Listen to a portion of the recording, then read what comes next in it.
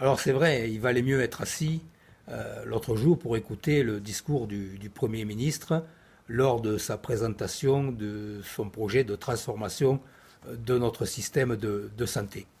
Parce que pour les hôpitaux, il a clairement annoncé la couleur. En 2017, il y avait eu une baisse des tarifs hospitaliers. Il sait très bien ce que ça a donné, hein. Il parle d'investissements retardés, de crédits bloqués. Il va même jusqu'à évoquer les souffrances des personnels, parlant des drames qui sont survenus dans les hôpitaux. Il a fait preuve de la plus grande décompassion à l'égard des agents du service public hospitalier. Alors, quelles conséquences croyez-vous qu'il en tire?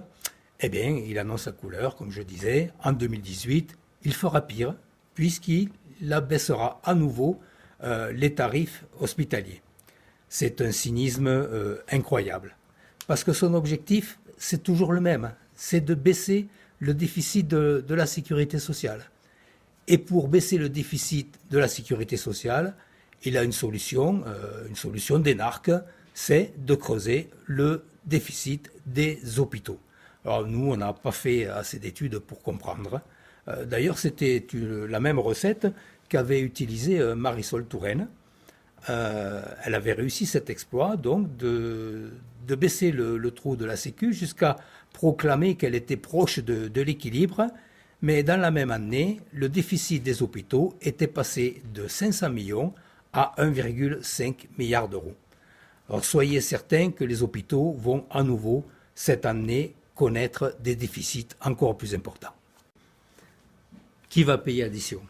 Évidemment, les personnels, en premier lieu. Ils ont déjà beaucoup souffert, mais là, ce n'est pas fini. Des droits bafoués, une intensification du travail, plus de respect de leur vie familiale, et puis c'est déjà annoncé, blocage des salaires et donc baisse du pouvoir d'achat.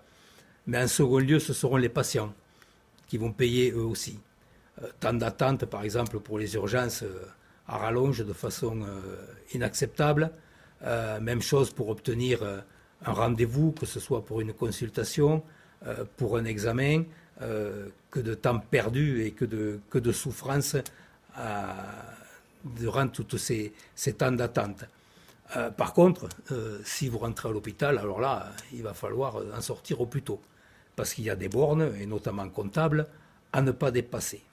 Les patients deviennent tout simplement des flux.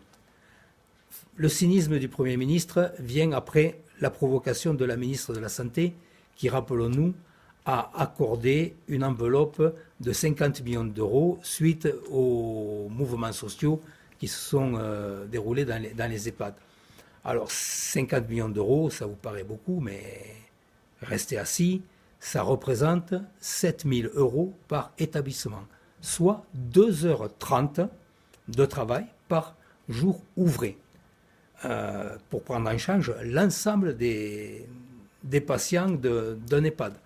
Ces gens-là, décidément, ne sont pas de notre monde, ils sont loin de la réalité. Face au cynisme, face à la provocation, que ce soit du Premier ministre ou de la ministre de la Santé, face à ces gens-là, il faut le savoir, si on baisse la tête, ils vont en profiter pour nous asséner un coup derrière la nuque. Vous avez vu, on n'a pas réussi à les empêcher de casser le code du travail.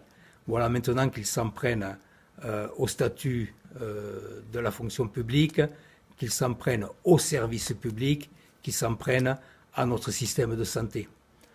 Chaque combat qu'ils gagnent les amène à engager un nouveau. Mais ça marche aussi dans l'autre sens. Alors à nous d'inverser la machine. Alors si vous êtes toujours assis, c'est pas bien. Levez-vous, soulevez-vous même. Chaussons les baskets et descendons dans la rue. Mobilisons-nous le 15 mars pour défendre les revendications des retraités et des personnels des EHPAD, puis le 22 mars, en même temps que les cheminots, mobilisons-nous pour défendre le service public et la fonction publique. Pour Montauban, le 15 mars, manifestation avec rassemblement à 10h devant la préfecture, suivi à 12h d'une assemblée générale et d'un pique-nique tiré du sac. Pour le 22 mars, on vous donnera les les modalités d'action. Mais le 15 mars, nous nous rendrons ensuite à la sous-préfecture de Castel-Sarrazin pour rencontrer la députée néo-macroniste de la 2e circonscription. À plus tard dans la lutte.